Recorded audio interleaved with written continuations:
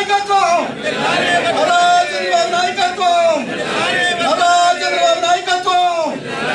జోహార్ ఎన్టీఆర్, జోహార్ ఎన్టీఆర్, జోహార్ ఎన్టీఆర్. ఇప్పుడే బాధ్యతలు తీసుకొని చంద్రబాబు నాయుడు గారి ఆశీస్సులు, అచ్చెన్నాయుడు గారి ఆశీస్సులు, మన జిల్లా నాయకులు, పెద్ద నాయకులు అందరి ఆశీస్సులతో ప్రధాన కార్యదర్శిగా, అలాగే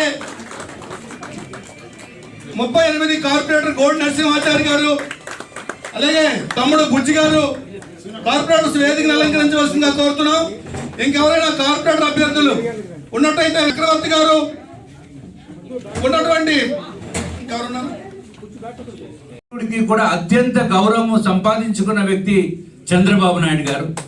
అటువంటి వ్యక్తి విశాఖపట్నం ఎయిర్పోర్ట్ కి వస్తే ఎయిర్పోర్ట్ లో నానా ఇబ్బందులు గురి చేసి బయటికి రానివ్వకుండా, వచ్చిన తర్వాత కదలనివ్వకుండా కోడిగుడ్లు విసిరి, టమోటాలు విసిరి, మహిళలకి మందు తాగించి, పచ్చి బూతులు మాట్లాడిపించి అత్యంత దారుణంగా అవమానించిన వ్యక్తి నా పైన పోటీ చేసే వైఎస్ఆర్సీపీ అభ్యర్థి కేకే రాజు.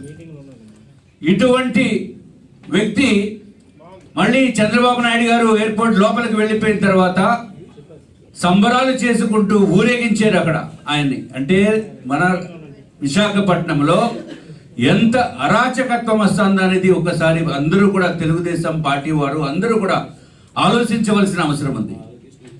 ఇది ఒకటే కాకుండా చంద్రబాబు నాయుడు గారిని అక్రమంగా అరెస్టు చేసినప్పుడు ప్రతి ఒక్కడు మనసున్నవాడు, ప్రతి ఒక్కడు కూడా ఆంధ్ర రాష్ట్రంలో ఎంతో బాధపడిన విషయం. ప్రతి ఒక్క మహిళ కూడా కంటతడి పెట్టిన రోజు ఆ రోజు ఈ కేకే రాజు బయట సంబరాలు చేసుకున్నాడు. పెట్టేపులు పేల్చి, టపాసులు పేల్చి సంబరాలు చేసుకున్న వ్యక్తి ఈ కేకే రాజు.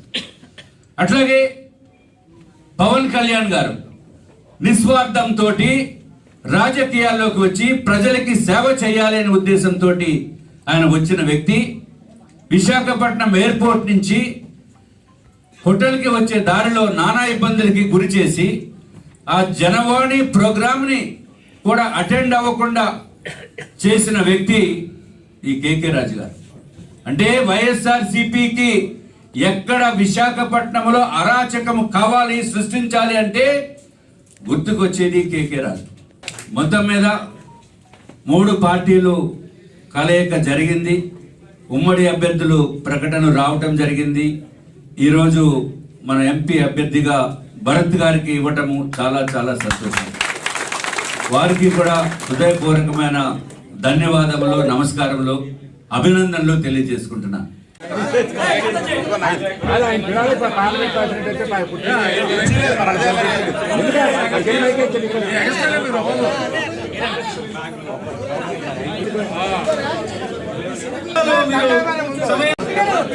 దయవించి వేదికను విడిచిపెట్టి మీ స్థానంలో కూర్చోవలసింది కోరుతున్నాం.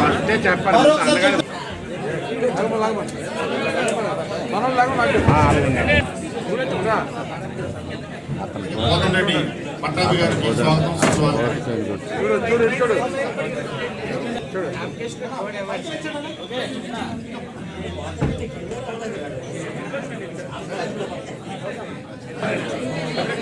కాదు, ఎవరితో మాట్లాడతారని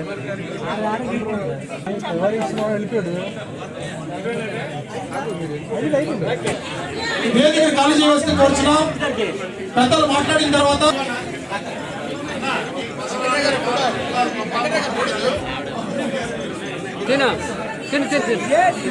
తీసుకో వీడియో తీస్తున్నా.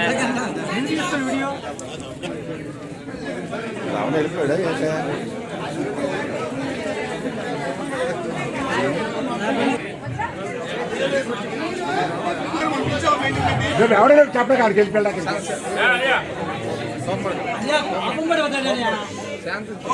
అవును. ఎందుకే అలా తెలుగుదేశం పార్టీ ప్రధాన కార్యదర్శిగా నాకు అవకాశం కల్పించినటువంటి